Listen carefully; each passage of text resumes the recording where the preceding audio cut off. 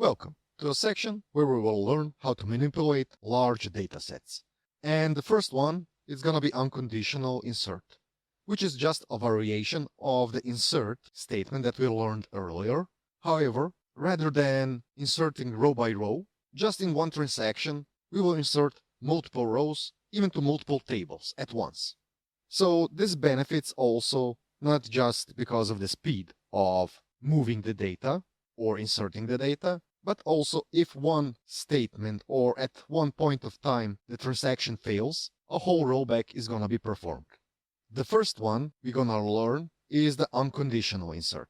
And for the purpose of that, we're going to move some data from the employees table on the HR schema to a couple custom-made tables, which are going to serve as an archive tables, right? So for the purpose of the example, we're going to create three tables. The one is going to be EMP archive, just having the EMP ID, full name of the employee, hire date, and the archive date. The second one is going to have completely the same structure of the columns, and it's going to be named as archive secondary. And the third one is going to be without the archive date, so we're just going to have the employee ID, full name of the employee, and the hire date. And let's create those tables. So my first, second, and third. And let's just check that they are indeed empty, right? So now, in front of us, we have an unconditional multi-table insert.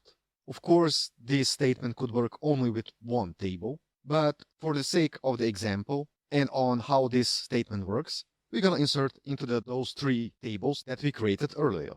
So the syntax is as insert all, which signifies that we're going to insert into each of our three tables, followed by the into, so which signifies into which table the data goes. So our first table in which we are gonna insert the data is the EMP archive. And in the brackets, I'm writing down the column names of that archive table, right? Followed by the values. And in here, I'm passing in the column names from our query, which is at the bottom of the statement. And this is a mandatory part of the multi-table insert, as this is the source of the data for our inserts, right? So in my values brackets, I'm having the employee ID. From that select a person name, which we have a concatenation of the first name, an empty space and the last name, the hire date, also from that query, and just a function of a sysdate. So our archive date is going to be sysdate, hire date is going to be hire date from our select, full name is going to be concatenation from our query, and the EMP ID is going to be employee ID. The second into clause shows that we do not have to put all of the columns that are in our table, which we are putting data into, or from our query at the bottom of the statement. So in our second into clause, we are putting the EMP ID, the full name, and the hire date. And all those three values are coming from the query at the bottom. And lastly, the third into clause inputs data into our third custom table, which does not have the archive date, and I'm not specifying the columns on that table, so I'm omitting the bracket.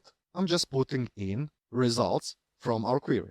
An important thing over here is that when we do not specify the columns in our into clause, the values that we put into have to match to those that are present in that table.